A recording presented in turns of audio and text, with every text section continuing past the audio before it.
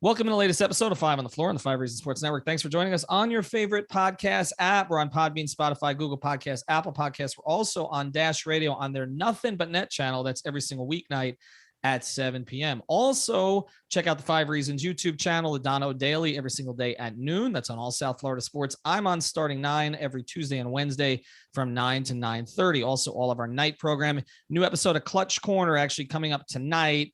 So I don't know if you'll catch that live, but you can certainly catch it afterwards, and they'll be talking Heat and more. Also, check out 5reasonsports.com, all the latest no paywall coverage on all the South Florida teams. Why would you want to pay when you can read us for free and our stuff's more in depth anyway? So check out 5reasonsports.com. And there are 3 new Dolphin shirts that just went up on the site. So make sure that you check those out. Also, check out the great sponsors of the 5 Reasons Sports Network. We thank them for the renewal. It's because so many people are using our code. Go to manscaped.com. This is where you want to go to get properly groomed, guys. Go to manscaped.com. Use the code 5RSN. That's the code 5RSN. You'll get 20% off and free shipping. Again, 5RSN. This is where you go not only for their shavers, but also for their cologne, their refined cologne signature scent. The beautifully designed glass bottle makes a statement, and the manly scent is attractive to set the mood. These things that they get me to say. Also, check out the Perfect Package 3.0 and the Perfect Package 4.0.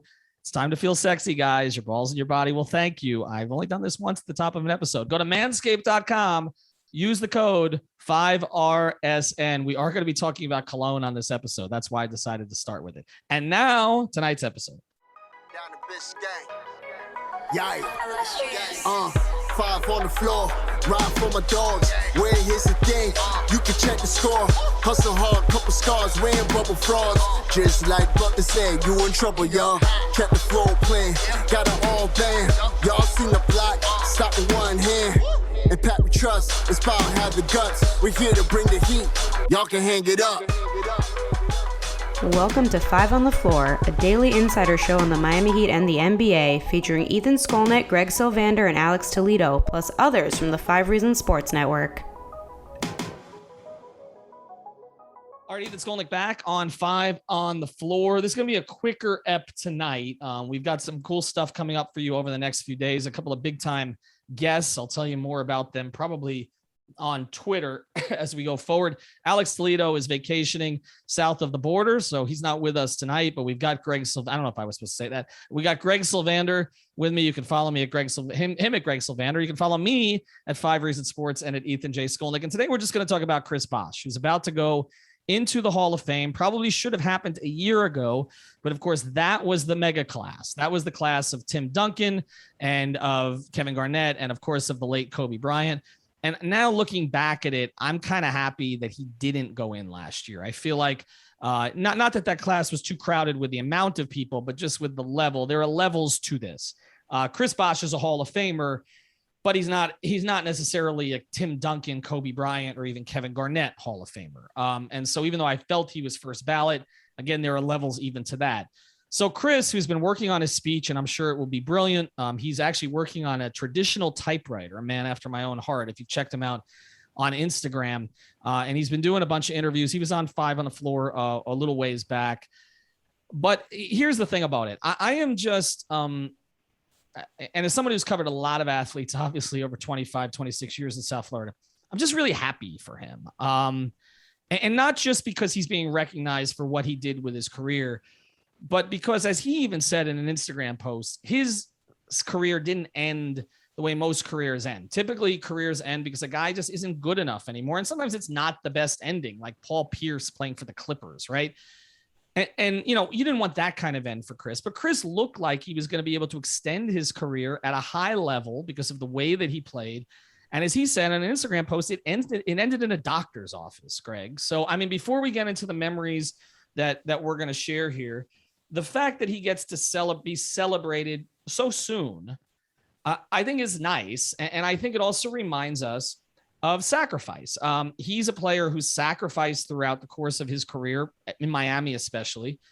And then he had to sort of sacrifice his NBA career to accept the reality, which the Heat were, in my view, trying to do the right thing by him. And of course, he fought it. His family fought it for a while and then ultimately accepted it, was re-embraced. He embraced the organization, had his number retired. It's just, to me, as sad a story as it was, it ends in a nice place here. It really does. And I'm glad you framed it up that way as we dive into this topic, because you're right. Like, it does make me happy to see CB getting his love right now. And it's a situation where I think of all the guys on that team, particularly when you talk about the big three and the way that they arrived in Miami, I think the fans had a really interesting go at it with CB, because like initially he was looked at as kind of the scapegoat of sorts so much. And he was like, really picked apart initially and then kind of rebounded from all of that. So we really got to just see the evolution of him kind of coming into the limelight and getting in front of a national audience and being, really with that magnifying glass.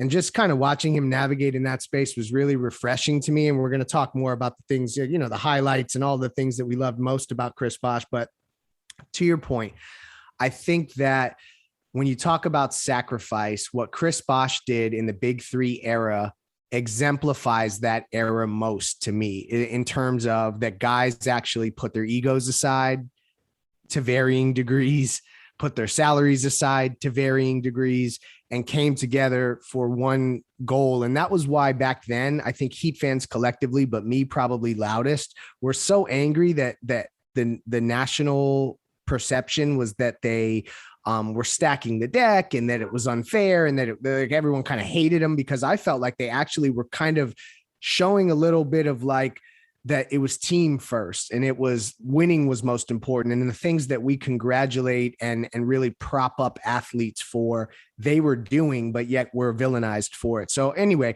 I just think Chris Bosh kind of really was the champion of champions when it comes to sacrifice. And that shouldn't be lost in all of this. Yeah, no doubt. And again, as we go back, and I'm going to get to some of the fan memories here after the break, but let me give you some of mine from sort of covering all that up close. I mean, I made a decision to go back and cover the Heat full time when I was at the opening celebration party for the Big Three with George Sedano. And at the time I was a columnist covering both teams, but a lot of Dolphins for the Sun Sentinel and Hurricanes and other sports. And I just turned to George during it. I said, I need to cover this every day. And then it just so turned out that the Palm Beach Post, where I'd worked before, had, they wanted to sort of restart their Heat beat because they had killed it.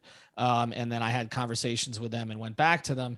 And from the very beginning of it, getting to know Chris, it was just an interesting process, because from the very start, he felt like the outsider. It was very much Dwayne and LeBron at the beginning. If you recall, they did some pressers with the three of them together, but that didn't last very long. It ended up being just Dwayne and LeBron, and Chris would have his own, or Chris would just do it in front of his locker. I mean, there were some, like in Milwaukee, people who would ask ridiculous questions, and the three of them were standing up like they were like three of the four members of the Temptations, like behind like boom mics, okay, standing up, answering questions out to the locker room. There was a lot of ridiculous stuff that happened that year.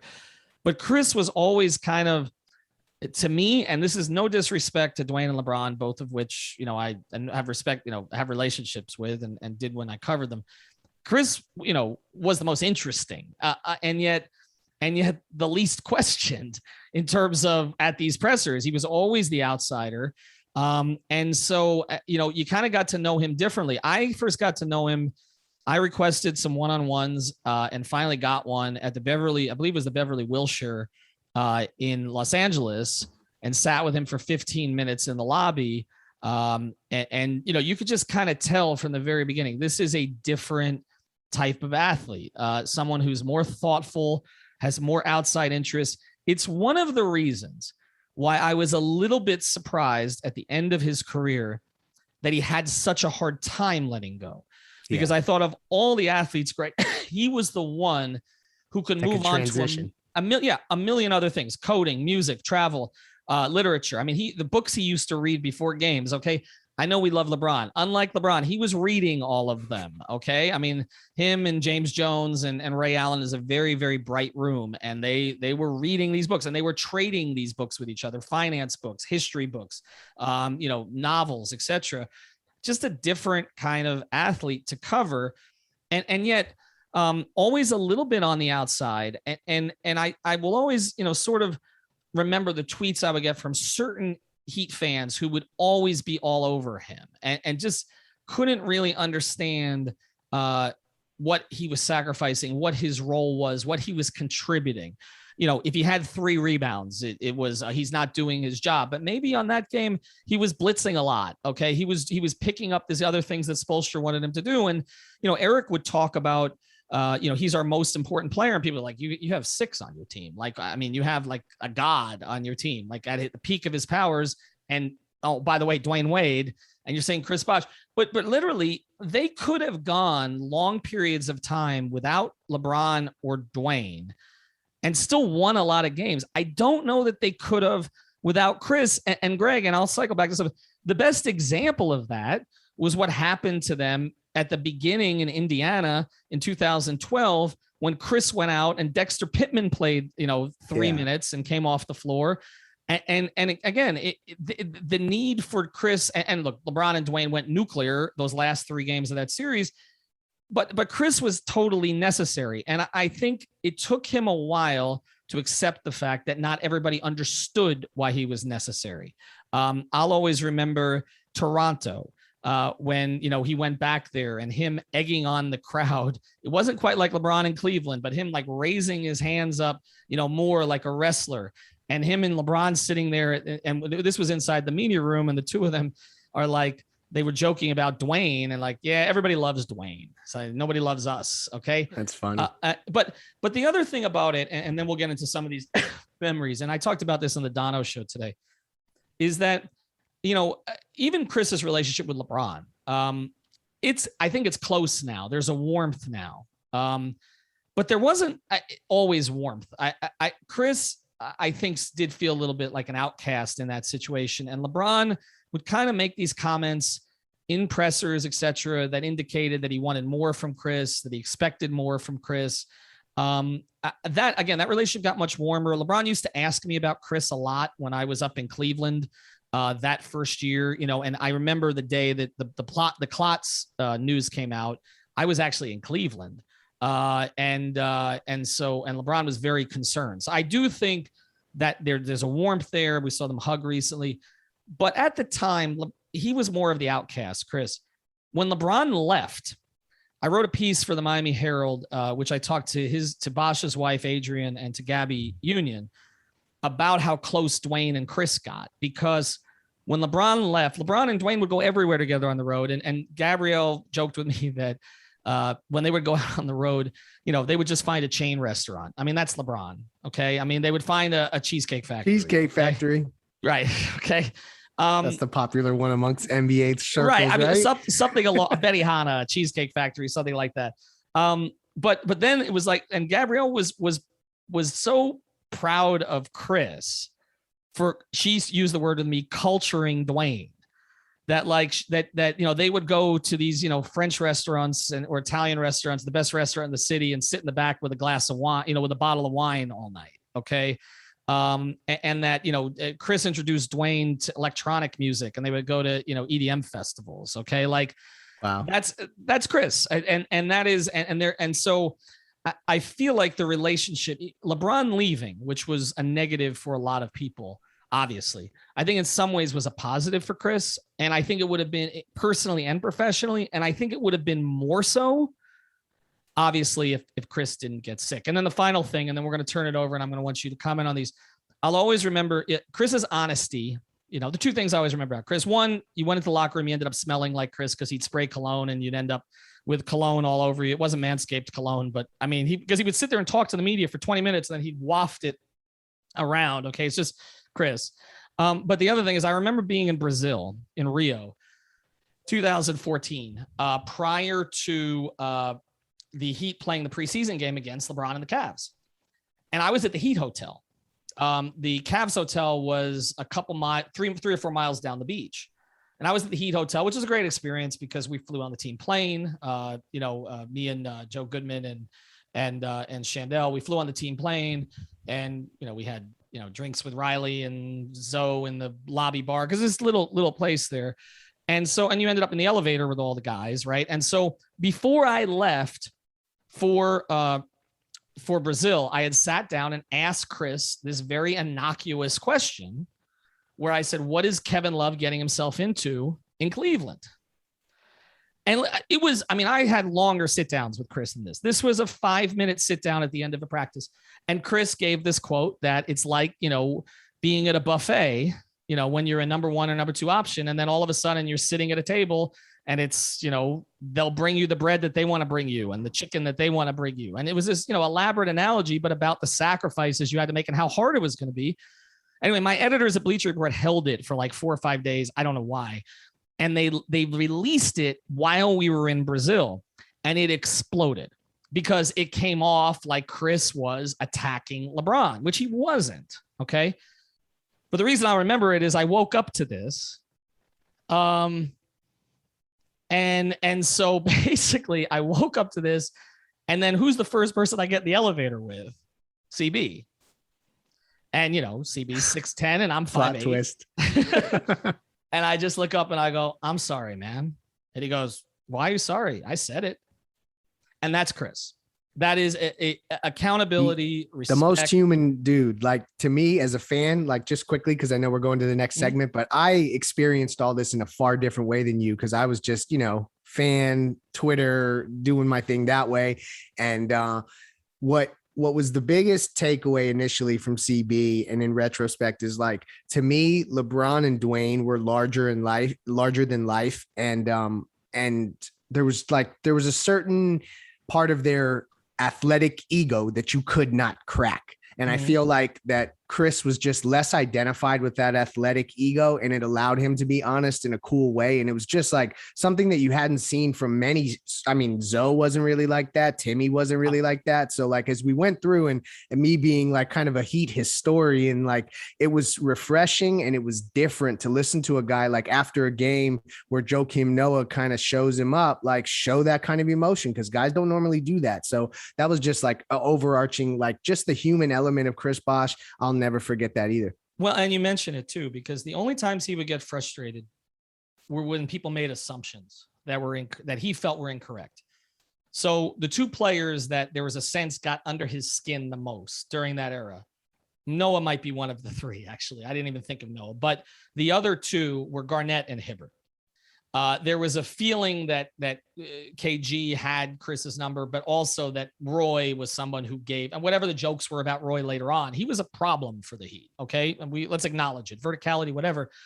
And so he didn't like, I remember so many times when we would be in that little gym at the field house in Banker's Life in Indiana. And Chris did not like the questions about Hibbert because he just felt he was a better player than Hibbert. But he also understood that his role on the Heat was different than Hibbert's role on the Pacers. But it's just something very difficult to explain to people, right? So I feel like that got under his skin. The Garnett thing, the idea that he would be intimidated by Garnett, got under his skin. You also remember the 13-14 season, which was not a fun year. And I've made that point to our guy, Sean Rochester, when he had it as a top 4 season Heat history. I'm like, no. I remember Chris and Dwayne didn't play in this game because there were a lot of games that season that Dwayne didn't play.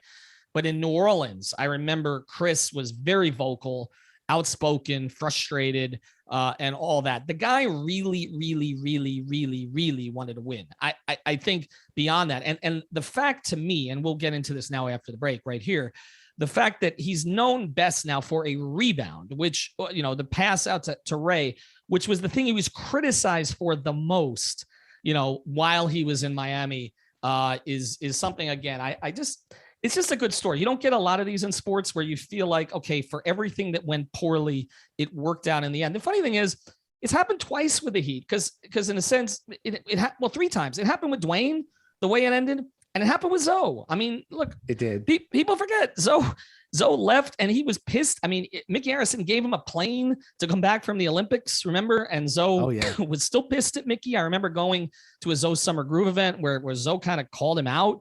and seemed kind of ungrateful of the whole situation, the whole thing going to Jersey, Toronto, all that, and then comes back and accepts a backup role in a team he was the franchise icon for and wins a title. And in doing so, dominates in a game 6 in his minutes, like dominates your minutes, right? Like nobody has ever exemplified that better than game 6. They do not win that game and probably don't win that series as great as Dwayne was without Zoe's contribution. Like they've had some stories like that and not a lot of organizations have won. So I just think it's a cool thing to recognize. We're going to blitz through these here in a second. Before we do, I want to tell you about one of the great sponsors of the 5 Reasons Sports Network. We talk about them all the time. It's CPT. You got to go to CPT-Florida for all of your IT needs. That's right. CPT-Florida.com, I should say. This is where you got to go if you're a small or medium business. You own them. Maybe you know the boss. You want to win some points with the boss. Have them reach out to TJ. Reach out to TJ at 954-966-2766. 954-966-2766. You go to CPT-Florida.com. They've got a promotion, 25% off cloud phone service, including free phones, and the first 2 months of service free. 25% off cloud phone service, including free phones, and the first 2 months of service free. Deal with an owner, not a sales rep. Give TJ at CPT a call. Excuse me. Again, 954-966-2766. Go to CPT-Florida.com, CPT-Florida.com, and mention 5 Reasons. All right, ready, Greg? I'm going to just read you some of these, and we'll quickly go through them, okay? Because I have some memories on some of them. This one this is under a post that I put in, in there today, about what are your memories. So here's one. Miami Heat against the Hawks in Atlanta. Wade and Bosh sit the game out. Bosh, Super Mario, and the Heatles deliver a win. I remember Chris Bosh commanding the troops in that game and getting us a win in triple overtime. Masterful stuff. I remember it too. I was courtside. It wasn't just Super Mario. It was also Terrell Harris, if you remember. Oh, yeah. Had 13 rebounds in that game. And I remember that number because I was like lauding Terrell for it after the game. And he looked at me like he was pissed because he's like, I'll do that all the time. And I don't think he ever had 13 rebounds the rest of his career. But anyway, that was one of the performances. And the other one that gets mentioned a lot, that 2 others in Portland, without LeBron, I should say. With Dwayne, Chris makes the last shot. LeBron in a suit jumps off the bench and jumps onto Chris, like real joy and emotion there at the end of a long frustrating road trip for that team, from what I recall. This one from Young_Justo, 2011 Eastern Conference Finals Game 3 versus the Bulls when he dropped 34. Chris played better against the Bulls a lot of times than Dwayne did, particularly in that building.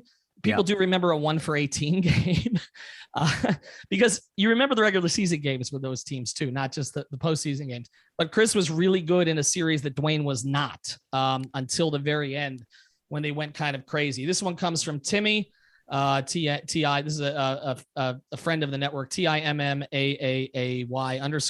Just his personality, the video bombs, and also when he was recruiting him, I remember he was a super techie guy.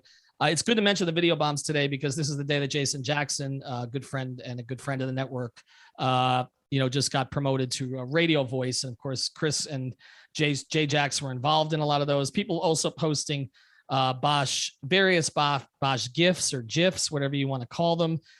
This one from Only Way Tomo MD, another regular fan of the network here. OT against Atlanta, Portland, and Spurs. Everybody remembers those 3. Big shot Bosh, right? And that's a trifecta. Another one on the Blazers. This one, Mateo, who writes for our network, Bosh pulling up to ESPN to confront Skip Bayless. That was pretty good. Remember, that was September. It was. He went and sat in that interview. I thought it took some guts considering the way Skip was. Another one in this thread, as you're going through them, at Heat side, he sent you a 2-minute and 20-second clip of a series of plays against the Bobcats, which is just funny to watch. Al Jefferson, he tortured us in the paint.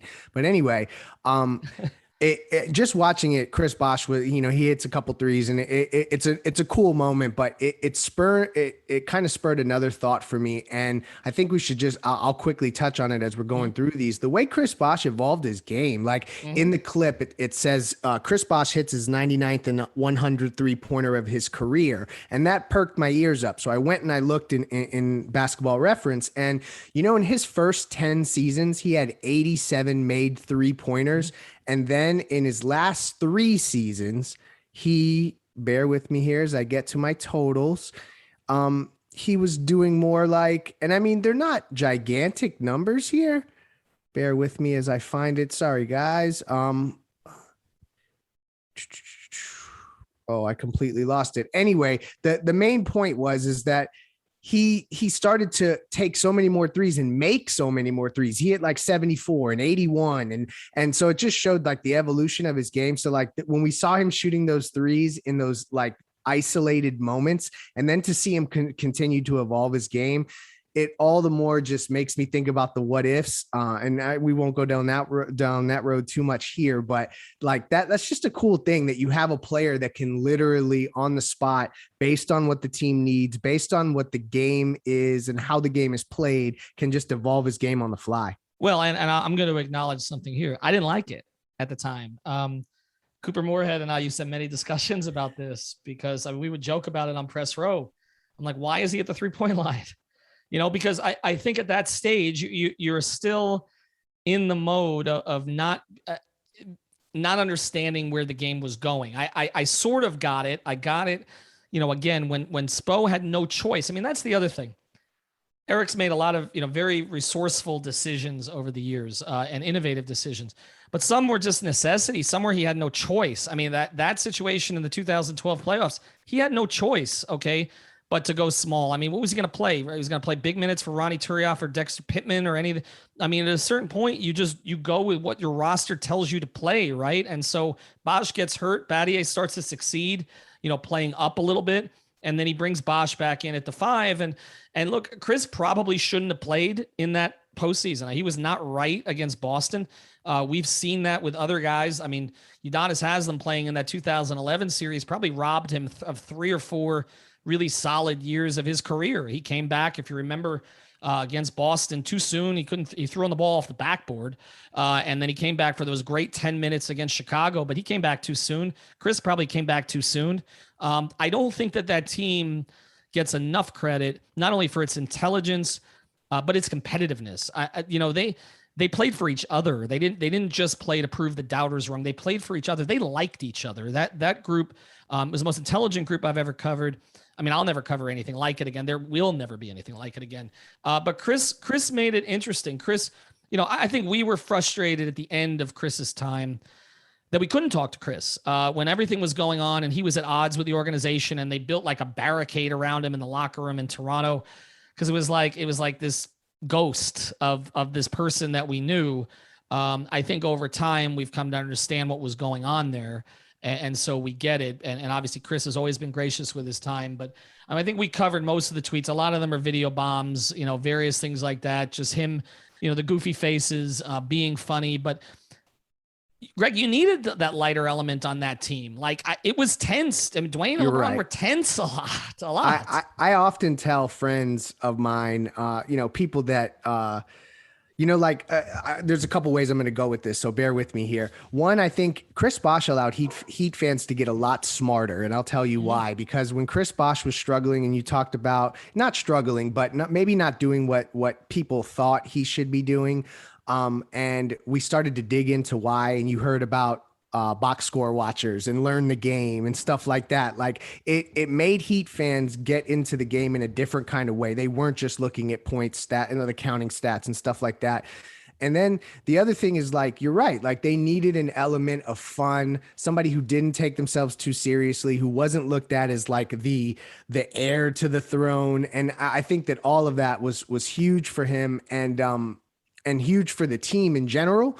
And then the other thing that I think just can't get lost in this as we get close to closing is that a really big moment. Cause like when we talked about doing this tribute episode, I tried to think about like, what is the one moment that I remember from CB? And you know what? Like something that I just couldn't escape was when LeBron left and he chose to stay. Like there was something about that that really resonated and made me feel like, okay, like, look, this is a guy who wants to be here. And that was something that just jumped to the front of my consciousness. So it's like, I had to spit it out as something that it was a real moment where I felt like it rebounded the organization in a way that, that it could have gone south bad that offseason. Well, and people will talk about the money, and obviously it was a lot of money, but I also knew what was going on in that process. And Houston was real. I mean, there was a real possibility of him going to Houston. Now, there were some family things and other things going on behind the scenes that some of us chose not to report on, that played into the decision to stay. But he could have left. I mean, he could have gotten money somewhere else. And look, we talked about the sacrifice that Dwayne made, which is obvious, the money sacrifice, no question about it. But again, what does it say in a way? And I think we close here. The fact that Dwayne, who was put to the side that offseason, Riley has since, admitted his mistake there. Okay. And then obviously Riley compounded, or the organization compounded the mistakes in 2015 and 2016 with the way that they handled Dwayne. Okay. But what does it say that even after that, and it wasn't just because they had the same agent, may he rest in peace, Henry Thomas, that Dwayne and Chris developed this incredibly tight brotherhood after they had been in that situation where Chris was essentially chosen over Dwayne to get the big money and to be the guy that they were going to go forward with. Like, don't get it twisted. The 14-15 season, they were playing through Chris Bosh. Okay. They were not playing through Dwayne Wade. They started playing through Dwayne in 15-16 again, and then really had no choice after Chris went out, and then played a different way with Goran coming in, playing a bigger role. But they were not, they were playing through Chris Bosh. I mean, they were tying their future in a lot of ways to Chris Bosh. They never saw that future. And look where the organization is now, which I think, again, for the mistakes that they make, and we call them on it, does speak to the resilience of the organization. I think that that's a common characteristic for their best players. Chris Bosh, Alonzo Mourning, Dwayne Wade. I think we're seeing it with Jimmy. I think we'll see it with Bam as the years go on. I think there's a resilience and a toughness to their best players that not every organization has. And again, I think that's part of the reason they were so frustrated at LeBron, because he does have that resilience as a basketball player, but they viewed it that he cut and run when things didn't go quite his way in 14. And that's why there was sort of lingering resentment. We could do this all.